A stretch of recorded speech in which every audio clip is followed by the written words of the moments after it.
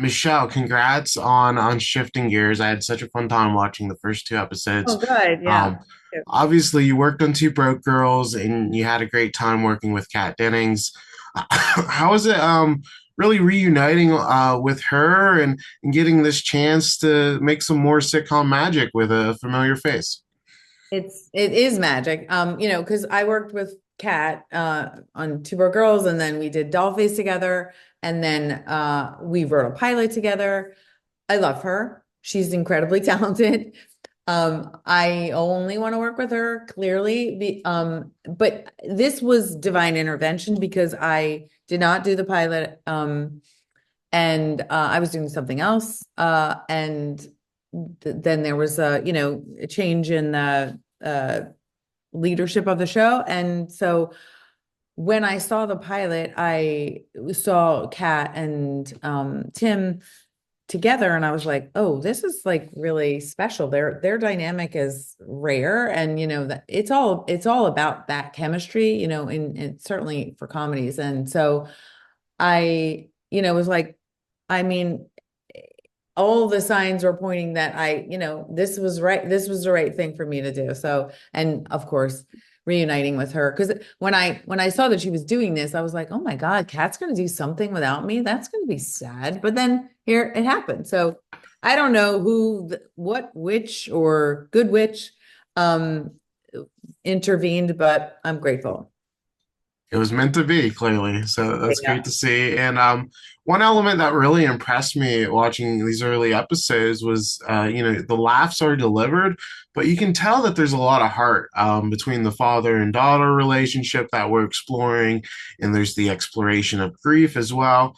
Could you speak to just adding these layers to the show because this seems to have more going on than just the laughs? Right. Yes, exactly. And that's again the thing that I saw in the pilot, that scene, that last scene with the flower sifter, that was kind of my North Star in this, that I wanted to explore grief in a sitcom in a way that, I hadn't seen before, and also repairing a relationship between an estranged daughter and father again spoke to me personally. And they were so real in that scene, and I thought, well, that's what if I'm going to watch a sitcom, that's what I want to see, the hard laughs and then the real emotion. And I thought, well, this is these are the right people to do it. They have the skill set to do it. Um and then the stories that we can tell can really bring that out. So I think, yes, that's exactly what we do, what we're going for moving forward, is exploring grief. There's actually one of the episodes is about them exploring the grief, her mother and his wife. We really do that. And then they also have to like get along, figure out the relationship. That's hard, that's real. So there's a lot of real issues that I think people will resonate with people. Yeah, I can't wait to see how it develops. And Tim Allen, just a master of his craft, and especially within the sitcom space. There's few that, just have that timing. And how's it working with somebody that really has that experience? Like you expect greatness from him. So did anything surprise you about working with him? Yes, that's so funny that you say that, because I say to him too, because I work with him, we talk about, we collaborate with, the stories that we're doing, and the scripts, and all of it. And then obviously shooting. And so you would think I just know what he's doing. Every time I see a cut of him, he's doing stuff that is so like so specific, and I is so surprising when I see it. I'm like, this guy's, I'm gonna say it, he's talented. He's no, he really is, he has that complexity that is so deceptive. Because you think he's just being funny, but there's so many layers there. Yeah, and in the show, he gets to go on some pretty patented rants, like the Jesus didn't Uber line really had me laughing. When you're working on these episodes, how is it really just giving him the space for those moments? Because fans definitely want and expect that, and you deliver on that. Yeah. It's fun. I mean, even with the one that we did in the tag with, you know, man, like, the lost art, one of the lost arts, and he brings up, pickleball. Like, who's going to rant about pickleball? But it's really funny, like that he has a perspective on everything. And it's really kind of, I think a lot of people will relate to it. Like, yeah, pickleball is kind of dumb. It really is. I mean, no offense to anybody that likes pickleball. I mean, it's dumb. But yeah, but like, the fact that he'll go off on, politics to pickleball, that's what people want to see. And his daughter's character, his daughter and Kat's character, will just have like the opposite reaction to all of that, which is kind of generationally true. So I think a lot of families will relate to this. Yeah, and Home Improvement fans will be happy to know he even gets some grunts in. We get a Yes. little hint of that. Yeah, yeah. And you spoke about the generational aspect, which I really like because Kat is giving as much as she's taking there. There's a great back and forth between them. Could you speak to those differing viewpoints because they do both see the world very differently, and that creates some conflict, but it also you see like a similarness, and they're both very outgoing and willing to share their opinions. Yeah, they're the same person. They just have different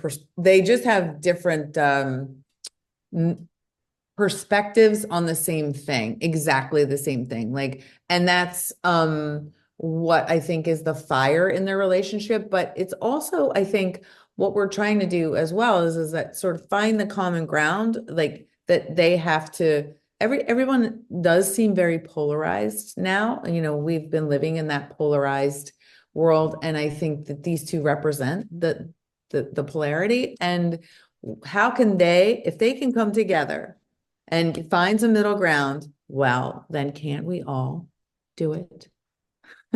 It's a good message for sure.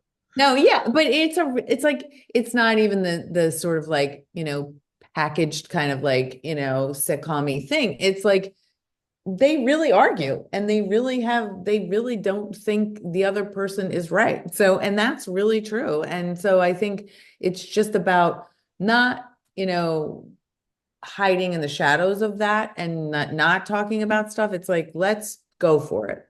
Let's do it. And then I was curious because you have these two great sitcom stars with Kat and Tim.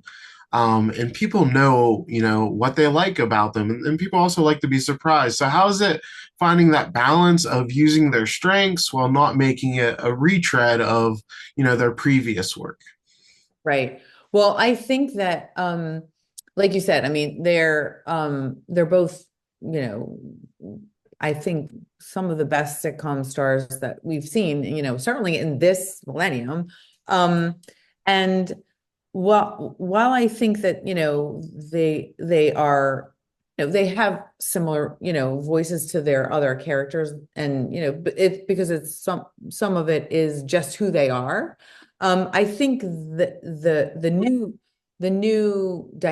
the newness is that it's this dynamic, because I feel like you haven't seen two formidable people in the sitcom. Like they're really like Godzilla versus Mothra. Like they're big people, and you're like, who's gonna win? Like, I'm scared.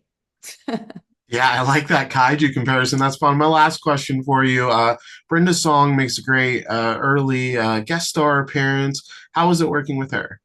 Oh my gosh. So me, Kat, and Brenda are, we're all on Dollface together. And, it's just, for me, it's like I've worked with so many talented people, and to call Brenda and say, will you do this? Like, and she's down for it. And she's so busy. She's like killing it, out there. And that's what we want to do, is just draw, some really talented people to this form again. And I think we will. Jenna Elfman is coming on as well. I think everybody's ready for, a network comedy, and in the way that we used to love them. Yeah, this is so fun. Thank you so much for your time, Michelle, and congrats on the show. It's really fun so Thank far. you so much. Thanks for talking with me.